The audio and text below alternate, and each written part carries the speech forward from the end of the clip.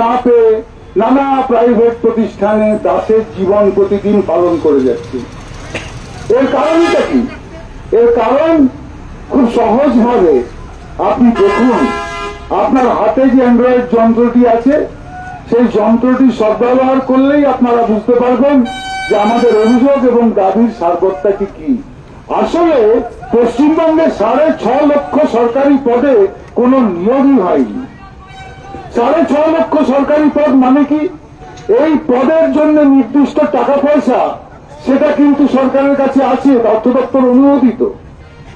সরকারি চাকরি কমে যাচ্ছে, সরকারি চাকরি সরকার আর চাকরি দিতে চাইছে না, সমস্ত কিছু আউটসোর্সিং এর মাধ্যমে করে ফেলতে চাইছে। এবং এই আউটসোর্সিং যে কি ভয়ঙ্কর জিনিস আপনাদেরকে শেখাবার সাহসও নেই আমার, আর দরকারও নেই। গত 1 বছরের অধিককাল ধরে যে ধর্ণা অবস্থান চলছে, যাকে সরকার ভয় দেখিয়ে, নানা প্রলোভন দেখিয়ে, নানা রকমের চোখ রাঙানি দেখিয়ে, মিথ্যে কথা বলে ভাঙতে পারেনি, তারই ধারাবাহিক একটা উদযাপনের অংশ হিসেবে আমাদের সাথীরা ওখানে প্রায় 21 দিন হল লাগাতার অনশন করে আছেন। তাদের সাথে সলিডারিটি জানাবার জন্য আজকে আমরা একটা দিন বেছে নিয়েছি আপনাদের কাছে আসার জন্য, এবং আমরা সবাই আজকে প্রতীকী অনশনে আছি।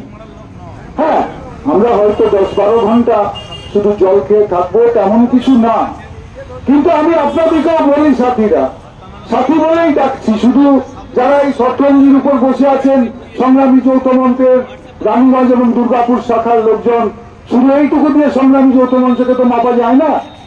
যত দূর এই মাইক যাচ্ছে, যত ফেরিওয়ালা, যত হকার, যত যাত্রী, যত অটো চালক, টোটো চালক, দোকানদার, মাঝারি দোকানদার, রেস্টুরেন্ট চালান, সবাই আমাদের সংগ্রামী যৌথ মঞ্চের অংশ বলে আমরা মানি। তাদের কাছে আমাদের অনুরোধ যে আজকের দিনটা অন্তত 2 ঘন্টাও না খেয়ে থাকার চেষ্টা করুন। একটা লড়াই চলছে, এই লড়াইটা কোনো নাটকবাজি নয়, একটা সত্যিকারের লড়াই। আমরা অভিমন্যুর মতো চক্রভূয়ে ঢুকতে চাই, এবং আমরা জানি যে আমরা চক্রভূয়ে ছিন্ন করে বেরিয়ে আসবো, কেউ আমাদের আটকাতে পারবে না। কেননা আমাদের প্রতিজ্ঞাতে আমরা অটল। সরকার এতদিন ধরে বলছিল যে টাকা নেই, টাকা নেই, টাকা নেই, টাকা নেই, তাই দিতে পারছি না। আমি খুব ভালো, তোমরা ভালো সাধু, গোবেচারা, সুবোধ বালক, তোমরা সরে যাও, শহীদ মিনারে থেকো না। তারপর সরকার বলল, আরে ওরা কারা, ওরা অমুক পার্টির দালাল, তসুক পার্টির দালাল, এসব বলে বেড়ালো। তাতেও টিকল না। তখন তারা বলল, ওদের সঙ্গে লোক নেই, ওদের সঙ্গে তো লোক নেই, ওরা কজন, সেটাও টিকল না। এই যে এতগুলো টিকল না, আমি বললাম, তার স্পষ্ট প্রমাণ হচ্ছে গত 1 বছরে সব দিয়ে তারা পেয়েছেন বা বৃদ্ধি তারা পেয়েছেন, এবং এর ফলে শুধু সরকারি কর্মচারীরা এটা পাননি, দিন মজুরির যে রেট ওই একই অর্ডারে বেড়েছে। কালকে মাননীয় 4% আবার বিধানসভাতে ঘোষণা করেছেন, এবং দেখুন এদের কাজকর্ম শুধরাচ্ছে। এরা আগের বছর চিরকুটে দিয়েছিল, এবার বাজেট প্রস্তাবের মধ্যেই এই প্রস্তাবটি বিধানসভায় পেশ হয়েছে, আজকে হয়তো পাশ হয়ে যাবে।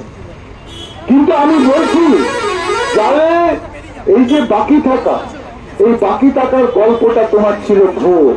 তোমার টাকা আছে, তুমি দেবে না, নানা রকমের ভর্তি বাজি, লক্ষ্মীর ভান্ডার, দুয়ারে সরকার, স্বাস্থ্য সাথী, এইগুলোর হিসেব কি যারা ভুক্তভোগী তারা সবাই জানেন। আর যদি এগুলো আদর্শগত ভাবে ঠিকঠাক ভাবেও চলত, তাহলেও আপনি দেখুন কি ভয়ঙ্কর একটা প্রস্তাবনার মুখে আপনারা পড়ে আছেন। লক্ষ্মীর ভান্ডারে 500,000 টাকা নিন, সারা জীবন নিম্নবিত্তের জীবন কাটান, দাসের জীবন কাটান, নীরব একজন মানুষের জীবন কাটান, সমস্ত অন্যায় মেনে নিন, সমস্ত দুর্ভোগ সয়ে নিন, কিন্তু আপনার ছেলেটা, আপনার মেয়েটা একটা স্থায়ী সরকারি চাকরি পদ থাকা সত্ত্বেও, চাকরি দেওয়ার সুযোগ এবং অর্থ সরকারের হাতে থাকা সত্ত্বেও তারা তা দেবে না।